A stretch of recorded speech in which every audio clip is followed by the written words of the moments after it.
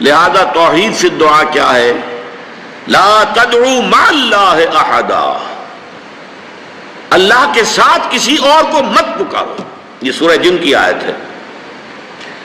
یعنی یہ ہے کہ ایک تو یہ کہ آپ اللہ کو پکار ہی رہے اپنے دیویوں کو، دیوتاؤں کو، اپنے لات کو، عزا کو، منات کو، ہبل کو، وہ تو اور دور کی بات ہو گئی. ایک ہے شرک فی الدعا، اللہ کو بھی پکار رہے ہیں اور کسی اور کو بھی پکار رہے ہیں. اب وہ کوئی اولیاء اللہ بھی ہو سکتے ہیں، کوئی ملائکہ ہو سکتے ہیں، کوئی انبیاء کی ارواح ہو سکتی ہے. کسی کو پکارنا کسی کا بھی ہوگا. دعا لا تدعو مع اللہ احدا.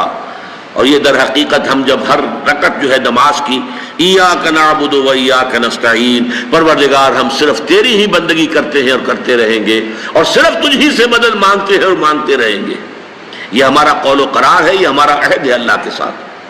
اس کے خلاف نہ ہو، کسی کو پکارنے کی اجازت نہیں ہے. یہاں ایک باریک نکتہ سمجھ لیجئے.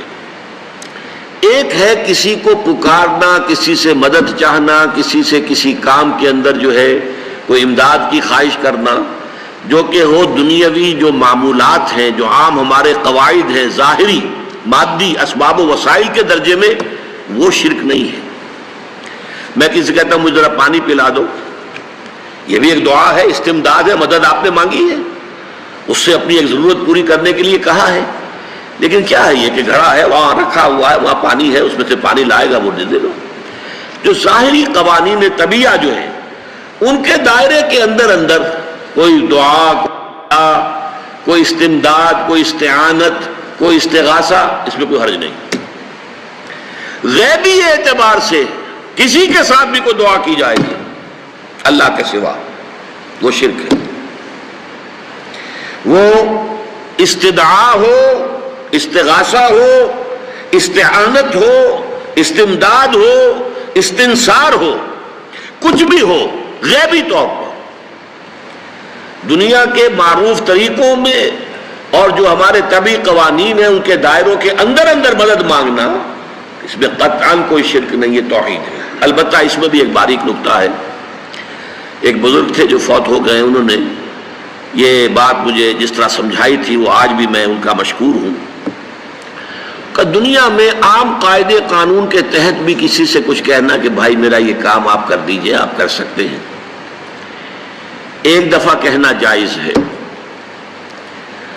دوسری مرتبہ یاد دلا دینا کہ شاید بھول گئے، وہ بھی جائز ہے. تیسری مرتبہ کہنا شرک ہو جائے گا.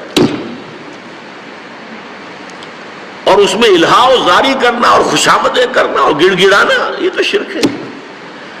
تم نے یہ سمجھا ہے کہ تمہارا کام یہی کر سکتا ہے، کام کرنے والا تو اللہ ہے. لا فاعل فی الحقیقت ولا مؤثر الا اللہ. حضور نے فرمایا کہ اگر تمہیں جوتا باندھنے کا تسمہ درکار ہو تب بھی اللہ سے مانگو، کسی کے سامنے سوال کا جو ہاتھ جو ہے وہ دراز نہ کرو. اللہ نے تمہیں ایک عزت نفس دی ہے، اس عزت نفس کو دہلا نہ بناؤ. کسی کے سامنے جو ہے اپنا ہاتھ پھیلا دینا، اپنی عزت نفس جو ہے تو ختم کر دینا ہے. مت مانگو کسی سے کچھ. لیکن یہ کہ ٹھیک ہے دنیا میں کام چلتا ہے. حضور کا شکی شان تو یہ تھی کہ اگر آپ سواری پر ہوتے تھے اور آپ کی چھڑی گر گئی تو سواری کو بٹھا کے اس سے اتر کر چھڑی خود اٹھاتے تھے. آپ کسی اپنے ساتھی سے یہ نہیں کہتے تھے کہ میری چھڑی پکڑا دو مجھے. آپ کی تو غیرت کا عالم جو ہے وہ بہت بلند تھا، بہت بلند تھا، بہت بلند تھا. لیکن دنیاوی عام طریقے سے یہ کہ ٹھیک ہے بھئی آپ ایک کام ہے آپ کر سکتے ہیں، یہ کر دیجیے. اس نے کہہ دیا ٹھیک ہے میں کروں گا، پھر بھول گیا یا کچھ اور ہوا. دوسری مرتبہ یاد دہانی کرا دی.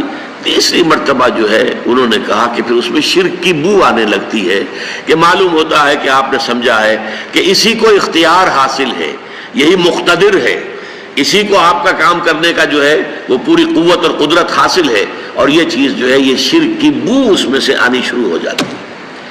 لیکن یہ ہے معاملہ سارا جو اسباب عادیہ کے تحت، اس سے ماورا آپ کسی کو نہیں پکار سکتے.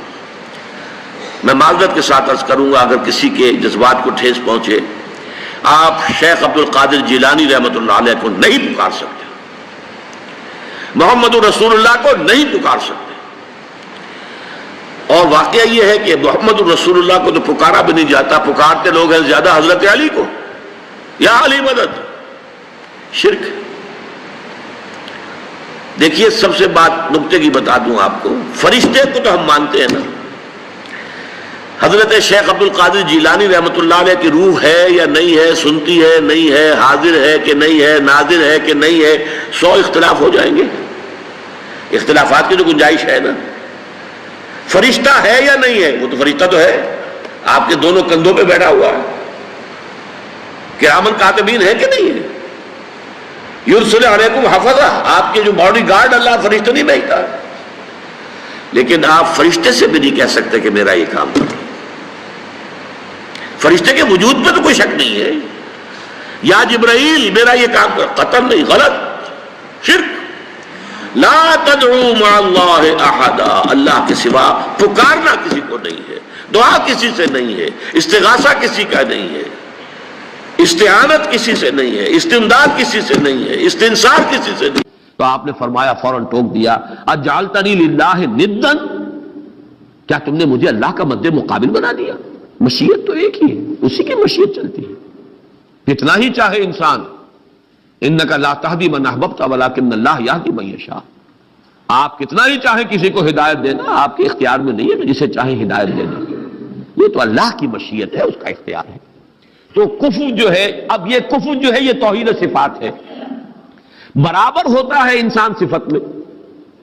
اب جیسے میں نے عرض کیا تھا نا، اور یہ تقریریں میں نے تفصیل سے کی ہوئی ہیں، ہماری مجبوری ہے، ہماری زبان میں الفاظ مشترک ہیں. صفات کے لیے وہی لفظ اللہ کے لیے استعمال ہوگا، وہی لفظ بندوں کے لیے استعمال ہوگا.